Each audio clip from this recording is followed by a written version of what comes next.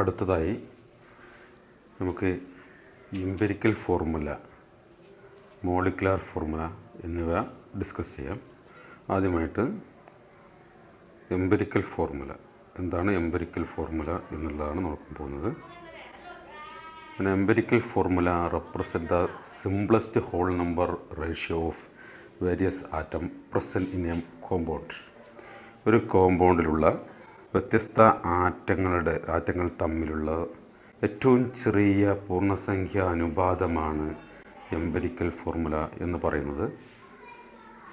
നമുക്കത് ഡിസ്കസ് ചെയ്യാം. അടുത്ത ടേം മോളിക്കുലാർ ഫോർമുലയാണ്. Molecular formula shows the exact number of different types of atom present in a molecule of a compound. ഒരു കോമ്പൗണ്ടിലെ മോളിക്യൂളുകളുടെ കൃത്യ എണ്ണം, അതിലടങ്ങിയിട്ടുള്ള യഥാർത്ഥ എണ്ണം, ആറ്റങ്ങളുടെ യഥാർത്ഥ എണ്ണം സൂചിപ്പിക്കുന്നതാണ് മോളിക്കുലാർ ഫോർമുല എന്ന് പറയുന്നത്. എംപിരിക്കൽ ഫോർമുലയിലെ ആ എലമെൻറ്റുകളുടെ, ആറ്റങ്ങളുടെ റേഷ്യോ ആണെങ്കിൽ മോളിക്കുലാർ ഫോർമുല അതിൽ total number of atoms, elements അതിൽ കാണിക്കും. അതായത് കൃത്യ എണ്ണം, ഡിഫറെൻറ്റ് ടൈപ്സ് ഓഫ് ആറ്റംസ് കാണിക്കും. ഇതാണ് ഇവ തമ്മിലുള്ള വ്യത്യാസം. നമുക്കൊരു എക്സാമ്പിൾ ചെയ്ത് നോക്കാം.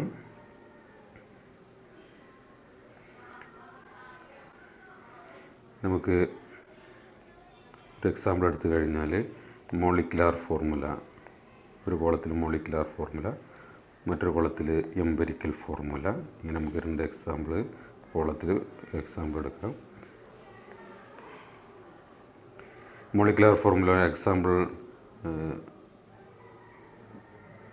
ബെൻസീൻ C6H6 എന്നുള്ളതാണ് മോളിക്കുലാർ ഫോർമുല. ബെൻസീൻ്റെ മോളിക്കുലാർ ഫോർമുല C6H6. ഇവിടെ ബെൻസീൻ എന്ന മോളിക്യൂളിൽ 6 കാർബണും 6 ഹൈഡ്രജനും അടങ്ങിയിട്ടുണ്ട് എന്ന് കാണിക്കുന്നു. അതായത് ടോട്ടൽ അതിലടങ്ങിയിട്ടുള്ള ആറ്റങ്ങളുടെ എണ്ണം. ഇനി അതിൻ്റെ എംപിരിക്കൽ ഫോർമുല എന്ന് പറയുന്നത് അതിലെ ഡിഫറെൻറ്റ് ടൈപ്സ് ഓഫ് ആറ്റങ്ങളുടെ റേഷ്യോ ആണ്, സിംപ്ലസ്റ്റ് ഹോൾ നമ്പർ റേഷ്യോ ആണ്. അതായത് 6 കാർബണും 6 ഹൈഡ്രജനും ആയതുകൊണ്ട് അവയുടെ റേഷ്യോ 1:1 എന്നാണ് റേഷ്യോ. അപ്പോൾ എംപിരിക്കൽ ഫോർമുല C1H1 എന്ന് നമുക്ക് എഴുതാം. മറ്റൊരു എക്സാമ്പിൾ ഹൈഡ്രജൻ പെറോക്സൈഡ് H2O2. H2O2ൽ മോളിക്കുലാർ ഫോർമുലയിൽ ഹൈഡ്രജൻ 2 ഹൈഡ്രജനുണ്ട്, 2 ഓക്സിജനും ഉണ്ട്. അതിൻ്റെ എംപിരിക്കൽ ഫോർമുല എന്ന് പറയുന്നത് ഹൈഡ്രജൻ്റെയും ഓക്സിജൻ്റെയും നമ്പർ ഓഫ് ആറ്റംസിൻ്റെ റേഷ്യോ ആണ്. അതായത് 2:2, ദാറ്റ് ഈസ് ഈക്വൽ ടു 1:1 എന്നാണ് റേഷ്യോ. അതായത് H1O1 എന്നാണ് അപ്പോൾ അതിൻ്റെ എംപിരിക്കൽ ഫോർമുല. മറ്റൊരു example carbon dioxide CO2. Carbon ഡൈ ഓക്സൈഡിൽ കാർബൺ 1ഉം ഓക്സിജൻ 2ഉമാണ്. അപ്പോൾ അതിൻ്റെ സിംപ്ലസ്റ്റ് റേഷ്യോ ആക്കുമ്പോൾ 1:2 എന്ന് തന്നെയാണ് അതിൻ്റെ റേഷ്യോ. ഏറ്റവും സിംപ്ലസ്റ്റ് ആയ റേഷ്യോ തന്നെയാണ്. അതിനെ നമുക്ക് വീണ്ടും സിംപ്ലിഫൈ ചെയ്യാൻ കഴിയില്ല. അതുകൊണ്ട് കാർബൺ ഡൈ ഓക്സൈഡിൻ്റെ എംപിരിക്കൽ ഫോർമുലയും CO2 എന്നാവും. അതായത് C1O2 എന്ന രൂപത്തിൽ എഴുതാം. CO2 ആണ്. വാട്ടർ H2Oയിൽ 2 ഹൈഡ്രജനും 1 ഓക്സിജനുമാണുള്ളത്. അപ്പോൾ 2:1 എന്നതാണ് ഇവിടെ റേഷ്യോ വരുന്നത്. ആ 2:1 എന്നുള്ള റേഷ്യോ നമ്മൾ വീണ്ടും സിംപ്ലിഫൈ ചെയ്യാൻ, രണ്ടിനെയും ഡിവൈഡ് ചെയ്യാൻ പറ്റുന്ന ഒരു സിമ്പിൾ നമ്പർ ഇല്ലാത്തതുകൊണ്ട് അത് തന്നെയാണ് H2O1. അതായത് H2O എന്ന് തന്നെയാണ് അതിൻ്റെ എംപിരിക്കൽ ഫോർമുല. ഇനി മറ്റൊരു example C2H6 ethyne. Empirical molecular formula of ethyne C2H6 ആണ്. അതായത് ഇവിടെ കാർബൺ 2 ഹൈഡ്രജൻ 6, അവ തമ്മിലുള്ള റേഷ്യോ 2:6. അതിനെ സിംപ്ലിഫൈ ചെയ്താൽ 1:3 എന്ന് സിംപ്ലിഫൈ ചെയ്യാം. അപ്പോൾ എംപിരിക്കൽ ഫോർമുല C1H3 എന്ന് എഴുതാം. ഇതാണ് എംപിരിക്കൽ ഫോർമുലയും മോളിക്കുലാർ ഫോർമുലയും തമ്മിലുള്ള വ്യത്യാസം. അപ്പോൾ ഇനി ഈ നമുക്ക് ലഭിച്ച empirical formula, molecular formula, mass percentage ഇവയെല്ലാം ഉൾപ്പെടുത്തിക്കൊണ്ട് നമുക്ക് ചില മാസ് പെർസെൻറ്റേജ് തന്നു കഴിഞ്ഞാൽ, ഒരു കോമ്പൗണ്ടിലെ എലമെൻറ്റുകളുടെ മാസ് പെർസെൻറ്റേജ് തന്നു കഴിഞ്ഞാൽ അതിൻ്റെ ആ കോമ്പൗണ്ടിൻ്റെ മോളിക്കുലാർ ഫോർമുല നമുക്ക് കണ്ടെത്താൻ കഴിയും. അതുമായി ബന്ധപ്പെട്ടൊരു പ്രോബ്ലമാണ് ഈ തന്നിട്ടുള്ളത്. ഈ പ്രോബ്ലം ഒന്ന് വായിച്ച് നോക്കുക. A compound contains 4.07% hydrogen, 24.27% carbon and 71.65% chlorine. Its molar mass is 98.96 gram. What are the empirical and molecular formula? ഇതിൽ നിന്ന് തന്ന ടേംസുകളിൽ നമുക്ക് എംപിരിക്കൽ ഫോർമുലയും മോളിക്കുലാർ ഫോർമുലയും കാണണം. അപ്പോൾ ഒരു കോമ്പൗണ്ട്, ഒരു ഓർഗാനിക് കോമ്പൗണ്ടാണ് തന്നിട്ടുള്ളത്. അതിലടങ്ങിയിട്ടുള്ള എലമെൻറ്റുകളുടെ പെർസെൻറ്റേജ് തന്നിട്ടുണ്ട്. ഹൈഡ്രജൻ 4.07% അടങ്ങിയിട്ടുണ്ട്. കാർബൺ 24.27% അടങ്ങിയിട്ടുണ്ട്. അതുപോലെ ക്ലോറിൻ ആണ് മറ്റൊന്ന്, അത് 71.65% അതിലടങ്ങിയിട്ടുണ്ട്.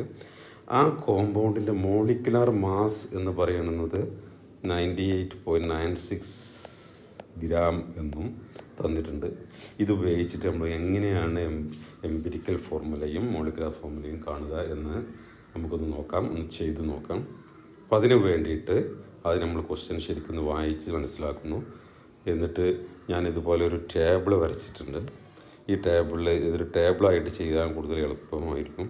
ടേബിൾ ഒന്നാമത്തെ കോളത്തിൽ എലമെൻറ്റ്, രണ്ടാമത്തെ കോളത്തിൽ ആ എലമെൻറ്റ്, ആ കോമ്പൗണ്ടിലെ പെർസെൻറ്റേജ്, ഒന്നാമത്തെ കോളത്തിലെ എലമെൻറ്റ് ഇത് എഴുതുന്നു, അതിലടങ്ങിയിട്ടുള്ള എലമെൻറ്റുകൾ, രണ്ടാമത്തെ ആ എലമെൻറ്റിൻ്റെ പെർസെൻറ്റേജ് എത്രയെന്ന്, മൂന്നാമത്തെ കോളത്തിൽ അതിൻ്റെ ഗ്രാം എത്രമാത്രം അളവ് അത് അടങ്ങിയിട്ടുണ്ട്, ഗ്രാം, അത് പെർസെൻറ്റേജിനെ ഗ്രാമിലേക്ക് മാറ്റി എഴുതുന്നതാണ് മൂന്നാമത്തെ കോളം. അതായത് 100 ഗ്രാം എന്ന് നമ്മൾ എടുത്തു കഴിഞ്ഞാൽ 100 ഗ്രാമിൽ എത്ര ഗ്രാം അടങ്ങിയിട്ടുണ്ട് എന്നുള്ള രീതിയിൽ 4.7 അങ്ങനെ പെർസെൻറ്റേജ് എഴുതുന്നു. നാലാമത്തെ കോളത്തിൽ നമ്മൾ നമ്പർ ഓഫ് മോൾസ് ആണ് കണക്കാക്കുന്നത്. നമ്പർ ഓഫ് മോൾസ് കാണുന്നതിനുള്ള ഇക്വേഷൻ നമുക്കറിയാം. ഗ്രാം, അതായത് എലമെൻറ്റിൻ്റെ gram, weight in gram divided by atomic mass, ഇതാണ് നമ്പർ ഓഫ് മോൾസ് കാണുന്നതിനുള്ള ഇക്വേഷൻ. അങ്ങനെ പിന്നെ 5th കോളം നമുക്ക് സിംപ്ലസ്റ്റ് റേഷ്യോ എഴുതാനുള്ളൊരു കോളവും ആണ്. ഇങ്ങനെ നമ്മളൊരു ടേബിൾ കൺസ്ട്രക്റ്റ് ചെയ്യുന്നു. എന്നിട്ട് നമ്മൾ ചെയ്യാൻ പോകുന്നത് ആദ്യം ഹൈഡ്രജനാണ് ഒരു എലമെൻറ്റ്. അപ്പോൾ ഹൈഡ്രജൻ എന്നെഴുതി. ആ ഹൈഡ്രജൻ്റെ പെർസെൻറ്റേജ് ക്വസ്റ്റ്യനിൽ തന്നിട്ടുണ്ട്, 4.07% ഉണ്ട്. അതിനെ നമ്മൾ ഗ്രാമിലേക്ക് മാറ്റി എഴുതുകയാണെങ്കിൽ 100 ഗ്രാം എന്ന് സങ്കല്പിച്ച്, 100 കോമ്പൗണ്ട് 100 ഗ്രാം ആയിരുന്നെങ്കിൽ 4.07% എന്നുള്ളത് 4.07 ഗ്രാം എന്ന് എഴുതാം. അതുപോലെ കാർബണ്, പിന്നെയുള്ള രണ്ടാമത്തെ കാർബണാണ്. കാർബണിൻ്റെ പെർസെൻറ്റേജ് 24.27 എന്നാണ് തന്നിട്ടുള്ളത്. ആ കാർബണിൻ്റെ ഗ്രാമിലേക്ക് നമ്മൾ മാറ്റി എഴുതുമ്പോൾ 24.27 ഗ്രാം എന്ന് എഴുതാം. പിന്നീട് തന്നിട്ടുള്ളത് ക്ലോറിനാണ്. ക്ലോറിൻ 71.65% ഉണ്ട്. അതിന് ഗ്രാമിലേക്ക് മാറ്റുമ്പോൾ 71.65 ഗ്രാം എന്ന് എഴുതാം. ഇനി നമ്മൾ ഓരോന്നും ഹൈഡ്രജൻ, കാർബൺ, ക്ലോറിൻ ഇവയുടെ നമ്പർ ഓഫ് മോൾസ് എത്രയുണ്ട് ആ കോമ്പൗണ്ടിൽ എന്നാണ് കാണാൻ പോകുന്നത്. നമ്പർ ഓഫ് മോൾസ് കാണാൻ ആദ്യം ഹൈഡ്രജൻ്റെ ഇതാണ് കാണുന്നത്. ഹൈഡ്രജൻ്റെ 4.07 ആണ് ഹൈഡ്രജൻ്റെ വെയിറ്റ് തന്നിട്ടുള്ളത്. ഡിവൈഡ് ബൈ ഹൈഡ്രജൻ്റെ അറ്റോമിക് മാസ് എന്ന് പറയുന്നത് 1.008 ആണ്. ഇതിനെ നമ്മൾ